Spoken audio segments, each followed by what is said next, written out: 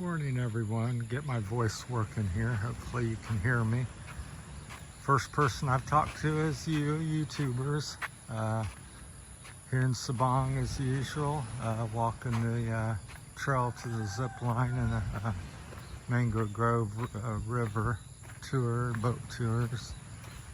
Thought I'd talk a little bit about these topics. I'm no expert on, I just call it, and things I think about and wondering what other people think. I don't understand the system or laws or things here or something, but what I've observed here in different spots in 3 years, I've been in the province, been in the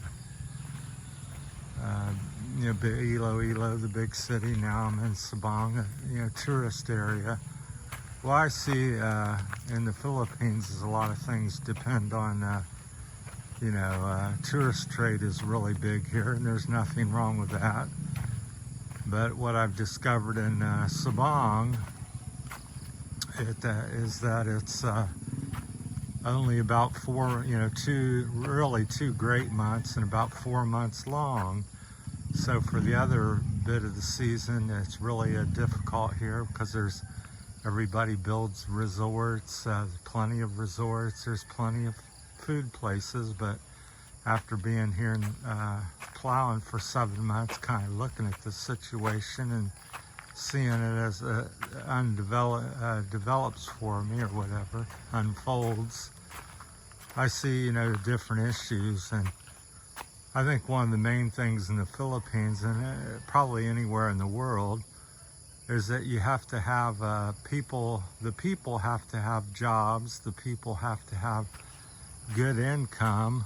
And I know a lot of business people and things like that because I was a business person in America for 41 years, ran a landscaping company. And, people go, oh, I can't afford to pay. What seems to be happening back in America again even is that a few are gaining all the money and the masses are getting poorer and poorer. Well, that's a bad recipe because the masses are what keeps everything going. People coming in, buying scooters, buying food, doing all these things, having time and money to purchase things and time to go and do things. I think the Philippines would do a lot better if more people had more money. Now how you'd all go about that, I think the simple answer is just to pay each, have a higher minimum wage or pay everybody a little bit more. Because if you think about it, it just makes a lot of sense. If everybody has another 250 pesos, well, they're likely to go out to eat one more time a day or one more time a week. They're likely to come in and buy a scooter, motorbike from you. They have more expenditure income. That's just like me, as my income increased from the time I was a teenager till now. What did I do? I spent more money. I bought a newer truck and then a new truck. I had several bicycles, several motorcycles, 2 or 3 automobiles because I had disposable extra income. And guess what? Ford and different companies, Honda and KTM, well, the KTM's not doing so well now. Things cycle up and down, but they all, made lots of more money. So that's things I think people fail to see the big picture. They just see, well, if I pay people more, I'm going to have less. But in the long term, generally a business, you're going to have more because you have more people purchasing your product. More people can afford cell phones. So it just makes a lot of sense. So you have a big population here. There's no shortage of people to do work and to spend money. My observation with most people is they don't have no extra income. They don't have no time off. I talked to a security guard here. We won't mention any names, but he's working out of 31 days, something like 28, 27 days a week, and he still doesn't have, that much disposable money. And then a lot of the big businesses, are kind of have abusive. They, hire agencies. They pay, the employee next to nothing, and they take a substantial cut. And then when you go to purchase something, you get it on credit, which is not really a good idea, but anyhow, you get it, and you're paying 100% interest, or 100%, yeah. Trying to make sure I said that right. My mind and what I say doesn't come out the same all the time. But like I was talking to somebody else here, and they had purchased a motorcycle. I said, well, how much did you pay for it? 110,000 peso, which is a little over $2,000, I think, currently with the exchange rate. And I said, well, how much is it with cash? Oh, about 50,000. So it's over 100%, double the price. So that business is really, way too much, and that's allowed to happen here and in many parts of the world. Which what it does, it keeps the person borrowing, and that bought the motorcycle makes half the money in his lifetime because of all these things, and and struggles. And when he's struggling, don't have stuff, well, he can't do things. So that's the way I see things here, just like in Sabang. There's a big population, in Palawan, around the Philippines, and even around the world that love to do more and spend more money. Come get a shake, have a day off, take a boat ride, things like that. I've got several videos about different things like that, but just wanted to share my thoughts and see what if people wanted to add to it. That's what it's about, things I didn't mention or things I didn't think about. But I don't think life is ever a simple one thing fix, but I think that's a big thing. And just, common sense tells you, if people, again, I keep kind of repeating myself, if they have more money and more time, then they can go places and do things and spend more money. And if you can just imagine, I don't know how many people how big the population in the Philippines, but if you imagine 150 million people, let's say, I don't know if that's anywhere near correct, but let's say there are, and they all have 250, 500 additional pesos every day or something to spend. Well, you could see what that would do to the economy, because right now in Sabang, with the tourist thing, it's quite slow. I'd say there's 75 roughly percent less people coming, which was puzzling to me when I first seen it, because I'm like, oh, the weather's pretty nice year round here, and yet people aren't coming. Then I registered in my mind, I go, well, that's because the weather's also nice back in Ohio and America. It's 80, 90 degrees, so people they're traveling domestically and not thinking about, warm weather, because they've already got it.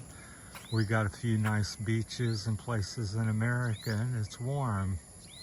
When it gets cold, some people like to, snowmobile and ski and do things like that, but most people, I think, tend to gravitate towards the beach and sunny day, and, not freezing to death. So we've made it down to the zip line and Mangrove Grove riverboat tours, which are two places here I'd recommend that you check out. There's not that many things to really do. Well, there's a lot, and there isn't, but the main tourist activities are maybe 5, 6, 7 of them that they really promote heavily, and this is 2 of them. So that's my thoughts. So could you imagine if, if half the population had some, or all the population had extra money, there would be people here from the local community and, purchasing things every day. So I think they'd be a lot busier and do a lot better. But I think the problem is, promoting that and starting that, implementing it, getting people, it's one person at a time, one business or the government stepping in and mandating something and, taking advantage of things. So something I found strange is after I'd moved here, I, watched the Philippines more and pay attention because this is where I'm living. And I see, the top 7, I think it was, I may be misspoken again, somebody can correct me, but it was rather high, but I think it was the top 7 countries with the largest oil reserves. Guess who number 7 was? It was the Philippines. And yet I'm, over here, and I don't really know for sure, but I don't think they're really doing much of anything with that. So you think of, what makes Dubai or Saudi Arabia or these different places so successful, or Iran or something, the countries having lots of money, is things like that. I do think you want to protect stuff and, regulate and, not destroy things, but at the same time utilize your assets. And I think here in the Philippines, one of the biggest things that are the people sit around and paid very little and can't find work, and money's fairly scarce for the most part. There's pockets that are very, do very well, and but there's many that aren't. So I'm a big proponent of, helping people and spread the wealth around, and, let me have some money and live well, and let you have a little money and also live well. And I think that's what's much needed around the world and in the Philippines. But sadly, I see in America where there's more million and billionaires it seems like every time you turn around, and then the regular person's working 50, 60 hours a week and doesn't have health insurance, and more people every year becoming homeless, and it's kind of going backwards. And here it's not really moved much forward, so in many cases. So that's my thoughts on topics of business and money and that type of stuff, things of nature in the Philippines. So to put it all in a 13, 15, 16 minute video is you're never going to cover it, because it's much more broad and bigger than what I've just described. But I just wanted to touch on a few topics and get your guys' opinion and see if somebody agrees or disagrees or has something even better than what I've got. So thanks for watching. That's my one of my videos today. I try to pump out one every other day, or 1 or 2 a day. It just depends on how I feel in the weather, and because I got to have a clear mind and be able to speak about such things. Some days with my health, it's I just don't feel like it. There's 2 or 3 days in a row sometimes I just don't really do much with my YouTube or social media. I just don't feel so good, but that's a work in progress too. So at the end of the day, everything's a constant work. There's no one answer, swallow one pill and it takes care of everything. It's a constant changing and working and different ideas, and be able to switch things up to adapt and work with what you got. Thanks for watching, everybody. Have a great week. Like I said, it's Wednesday, I think I said the 16th or 17th of September, here in the Philippines, Sabang, Palawan. Thanks for watching. Bye.